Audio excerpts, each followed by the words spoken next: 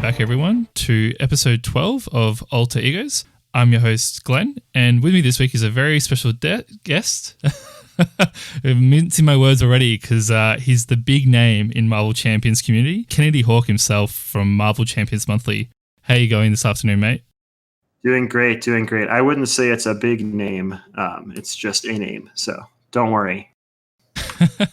Yeah, I'm pretty sure I feel like I see your name almost every day, whether it be on the Discord or elsewhere. You guys are doing great stuff over at Marvel Champions Monthly. Do you want to quickly just mention your role in that and where people can find you before we get started this week?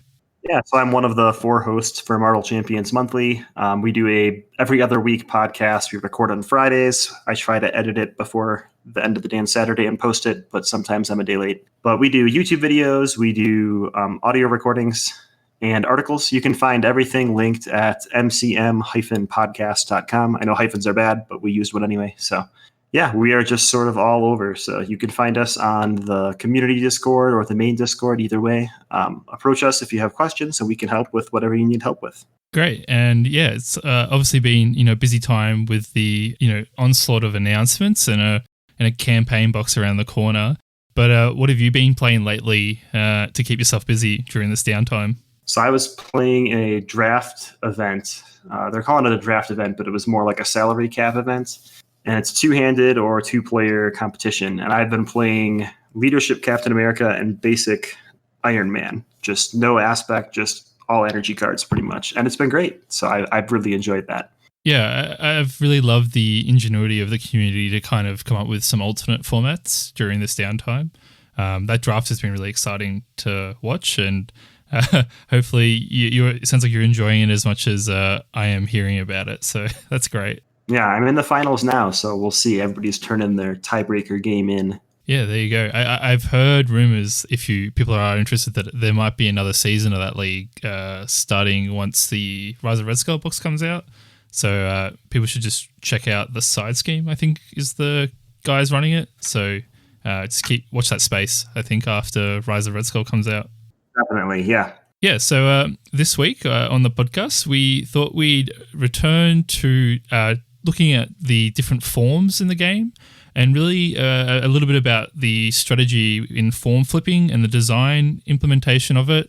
And with the recently announced heroes, it's a great time to revisit it because there seems to be a development of this mechanic as we move further into the game. And so I guess I wanted to start more broadly and just talk about what the forms we can flip into currently. So obviously we got the core set, Kennedy, and you had your alter ego and your hero.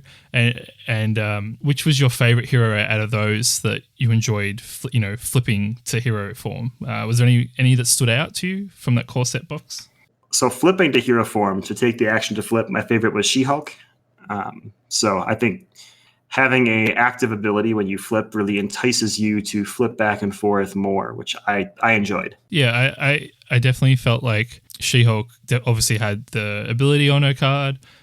For me, it was actually Iron Man, just because it was sort of like that moment in Iron Man 1 where he gets that last bit of the suit together and he flips and he's ready to go. And I thought that was kind of like quite a memorable moment out of the core set box where the suit's ready and you're going to contribute to the game suddenly. Yeah, very thematic. I have too many memories of having to flip too early as Iron Man and having those 3-card hand sizes. It was no fun. Yeah, so obviously since then we've had 6 heroes. And was there any of the 6 heroes that we got from Captain America all the way up to Hulk that stood out to you in terms of the form mechanics? So my favorite 2 heroes to work with forms past the core set are Miss Marvel and Black Widow. I feel like they both really require you to think about what form you're going to end your turn in and how can you optimize not just the turn you're in, but your next turn by deciding what form you end in. Obviously, Kamala has all her supports that really depend on her going to alter ego as much as possible to get as big of a hand as she can and get as much cost reduction. But at the same time, I guess we haven't mentioned this yet, but when you flip to alter ego, you're adding threat to the scheme, so you're letting the villain advance. And Black Widow had the same thing. She can do all sorts of damage when she's sitting in hero form, but she wants to go back to alter ego form and get that free ramp. The number of times I made the wrong decision with Black Widow and drew a bad encounter card and couldn't cancel it, or had one resource too short because I stayed in hero form is too many to count. So the ones that make you think are my favorite. Yeah, there's definitely been, I guess, an evolution of that design space. And I think it's kind of, successful design in the sense that each hero feels like they have their own set of considerations for whether you flip forms or not. And Miss Marvel and Black Widow, like you said, are really great examples of sort of that more frequent want to flip. Whereas heroes like Captain America and Thor, I think, have a bit more of a consideration as to whether or not you really want to flip. And it also depends on the player count too, particularly for those two, as to whether or not you're able to flip due to the threat acceleration, like you said. It's funny you say that because I used to feel the same way about Thor, and I tried to stay in hero form as much as possible to get those 2 cards from Have At Thee. And recently I realized just flipping to Alter Ego and using your hammer as a resource the first time through your deck basically gives you a giant hand size as Thor, which is really useful. So I've ended up flipping to Alter Ego a lot more with him recently than I did when he first came out. So yeah, if your deck can handle the threat management, I definitely think that's a strong way to go. Because often you don't need the hammer early on, but it is kind of interesting because it's really hard to get the hammer back unless you hammer throw. So again, there's like those interesting decisions to get to that point where you're able to make that decision, like you said. Moving on from that, we're getting 2 new heroes in a campaign box soon. And they sort of have, I guess, different reasons to flip back to Alter Ego. But more interestingly, I think, is that Ant-Man and Wasp have a 3rd form that you can flip into, and then Quicksilver and Scarlet Witch have an ability that kind of requires them to both be in Alter Ego at some stage to try and trigger an ability. How do you think those sets of heroes develop this mechanic of the forms? I'm really excited about Ant-Man and the Wasp. I am thrilled that there's more than one or more than 2 forms. It's not just Alter Ego and Hero. It's basically Hero A and Hero B. And I think they've said you don't have to retreat to Alter Ego to flip from Hero A to Hero B. So now you can be flipping forms from Hero A to Hero B and never go to Alter Ego, but still get that change of style, which is really exciting. We'll see how many effects are able to trigger off of that, but that'll be pretty exciting. I think that flipping, the game is the most fun when you flip. So I'm excited about having more options for flipping, and it makes me excited for the future because there could be heroes with multiple personalities or all sorts of things where they have more than one hero form, and now we have clear ways of how that could happen and is legally in the rules. So super exciting. Yeah, it's very interesting because, they have multiple levers they can now pull on, like hand size, the different stat distributions depending on what hero form you're in. They also seem to sound like they're going to be making use of the traits on each side. So, you're elevating the complexity, I guess, of the hero, but the payoff seems worth it. And it's going to be really fun to, I guess, engage in this mechanic. And like you said, form flipping is probably one of the most enjoyable parts of the game. And it'd be great to see, you get to unfold the card, fold the card, or if you're a sleever, you get to slide your sleeve across or flip it the other side. So yeah, I'm with you. It's entirely an exciting mechanic. And worst case, it's a learning lesson for them, and then we can see the future iterations if they ever want to do them again.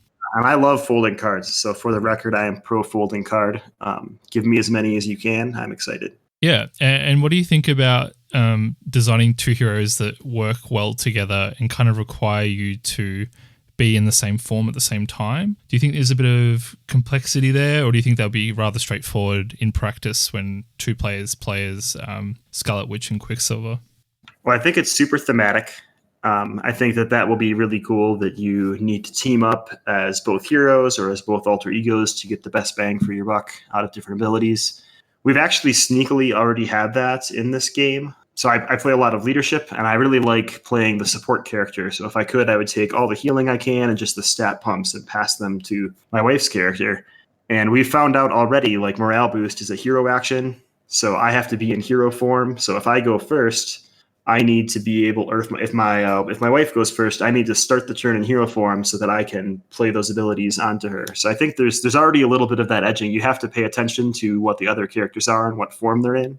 But the whole idea of requiring a specific form on other characters in the board also gives more power to allies.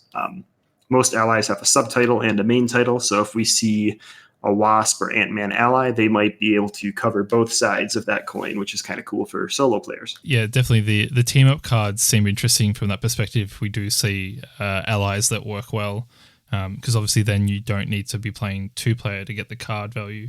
But more interestingly is that then the form requirement isn't as stringent. I think team up as a way of kind of incentivizing that is also a good design choice. Yeah, I'm excited to see if we get more team-up cards for older characters, even pairing them with new characters. That might be one of the basic cards that's not in their deck in a future pack, which could be really cool if they decide to go that route. Yeah, obviously we were recording on the 17th of August, but I guess something that's come up recently is the spoiler for the Captain Marvel ally in the Spider-Woman deck. And there's a lot of theory at the moment that maybe there's a team-up card in there to kind of incentivize some core set play with some Rise of Red Skull combinations. Do you think that's going to be likely, or are you just excited to see some more memorable heroes be re-implemented as allies? I might be pushing that conspiracy, so I apologize if it's not what happens to people. But what I really want is in the Ant-Man pack, I want a team up with Hawkeye, because there's always that classic scene where Ant-Man's on the arrow, he shoots the arrow, it hits the target, Ant-Man gets big and punches the target in the face. That would be so cool to pull off in a card game like this. Yeah, that sounds like a winning card design. I hope we do see that for sure. I'd flip out. Yeah, I'm sure you would.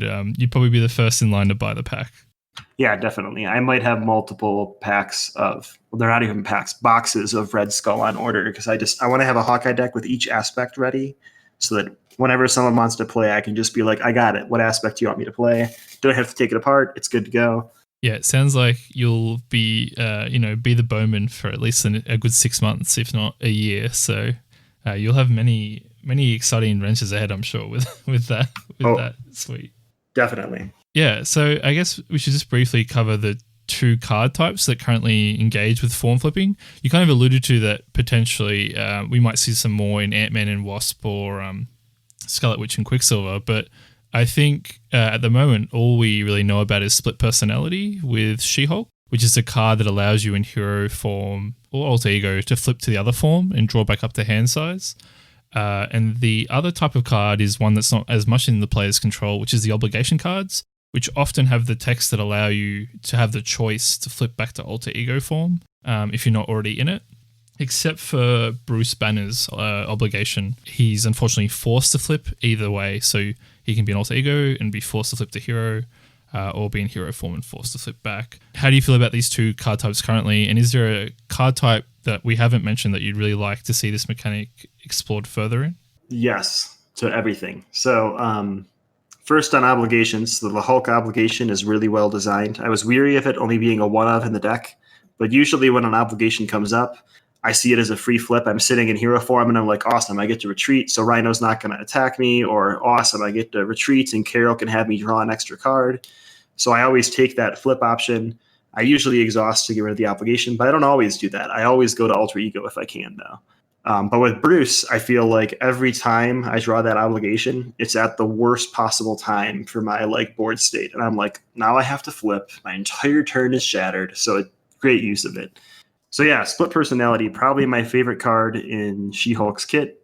When I know a lot of people like to complain about She-Hulk, and I'm probably one of those people because she does not fit my playstyle as well as I thought she would. But my favorite turns with She-Hulk are when I play split personality, especially when I start in hero form.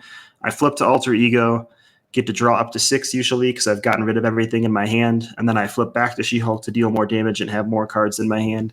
It's such a rewarding turn, but unfortunately with only one of them in your deck, it only happens once every 40 cards or something. So if there were 2 of those, She-Hulk would be bonkers level powerful, and it would be amazing. I think there's actually a 3rd card. I think they spoiled an Ant-Man and the Wasp card. Their team-up card forces a flip, which is exciting. Well, it doesn't force it. Options a flip. So there will be more Swarm Tactics, I think it's called. Yeah, no, yeah. You're right. It does let you flip to your other hero form.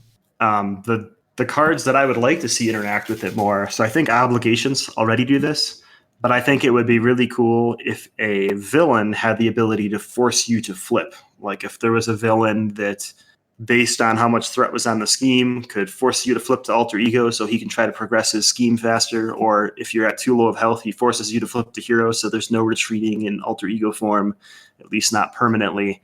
I think the villain forcing you to go into that, I guess that's kind of what an obligation does, but forcing you to go into that alter ego form and take care of something or protect something could be very thematic and exciting.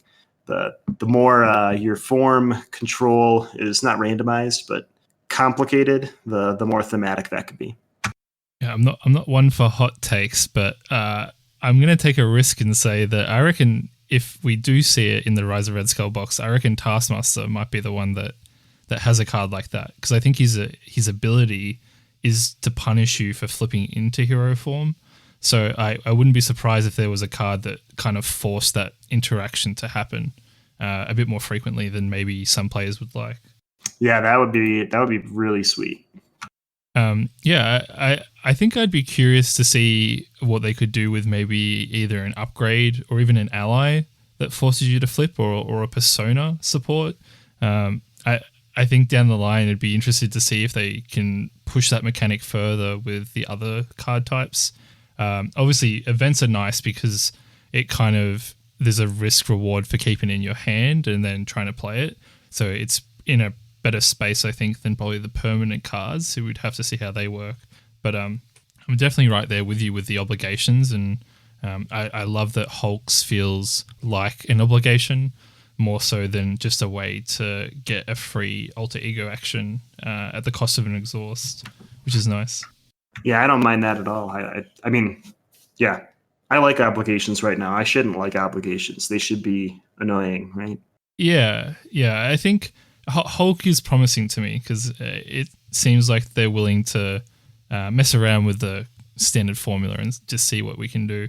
I'm not sure we've seen what Hawkeye or Spider-Woman's are yet, so I'll be curious to see how theirs operate. Yeah, no information on that yet. It does seem like with each pack they release, they sort of push the boundaries of what their old design space was. So I anticipate we'll get more flipping and forced flipping mechanics in the future.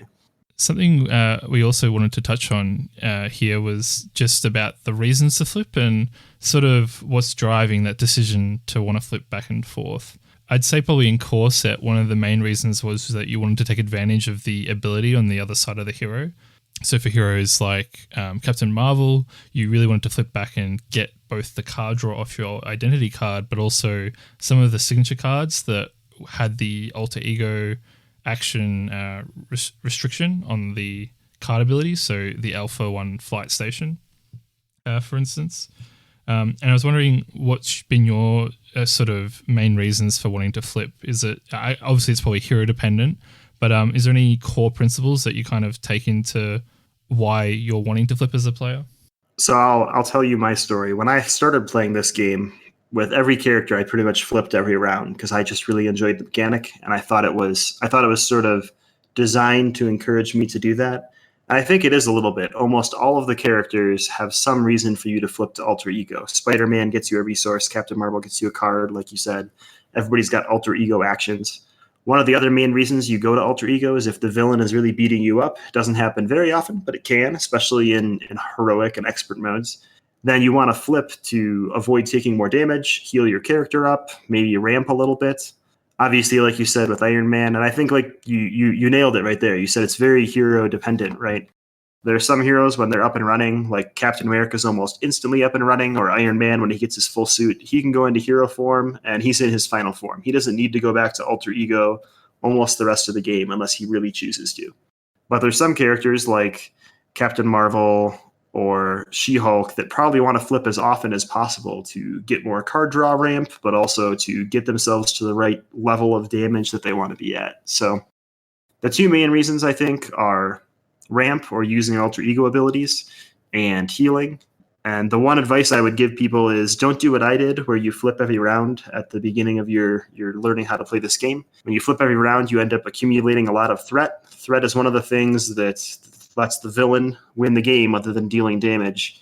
And there are not a ton of ways when you go to alter ego form to negate threat. So look for those ways. Those become the most powerful cards. Ways to remove threat when you're in alter ego form can really stop the villain in their tracks. So having allies in play or playing special events. So Yeah, I think you've hit it on, the nail on the head there. And I guess for me, like you breached it earlier, but Black Widow and Miss Marvel sort of kind of further showcase that design of like it's a hero that you do want to flip every turn, but there are cards in each of their sets that offer a consideration for not flipping, whether that be defensive cards that are hero only, whether that be cancel cards, or just the threat accumulation is too much.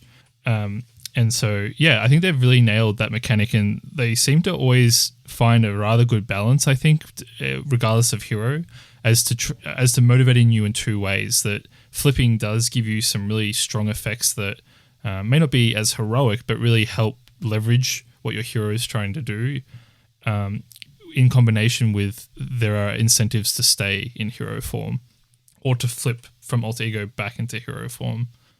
Which is also, something that often can take some consideration with heroes like Iron Man and sometimes Hulk. I'm not sure how much Hulk you've played or if you felt the same, but sometimes if I'm playing multiplayer, I won't flip turn one. I'll try and get that extra turn with the extra card. So that's been interesting, at least for me. Playing Flip the old school, or I've been playing Hulk the old school way and flipping every turn, just to try to get more cards into my hand. It's been a necessity for me. One thing I think about when flipping is when I'm building my deck, the first thing I do is pick a character, right? So if I pick She-Hulk or someone that I know is going to want to flip a lot, like Captain Marvel, that could inform your deck building. So look for more things that help you have that breathing room to flip, whether it's under surveillance from Justice or including more basic allies. Look for things that are going to afford you the time to flip because you know your character needs that to get up and running in their most elite way. Yeah, I think as we see the card pool expand, there'll be a bit more flexibility with that. Something that's always interesting, I think, as a solo player is when you play Nick Fury, but you still want to flip back to alter ego, but then you're forfeiting the free block. And so it's always an interesting consideration of like, you go, oh, just one more turn in hero form.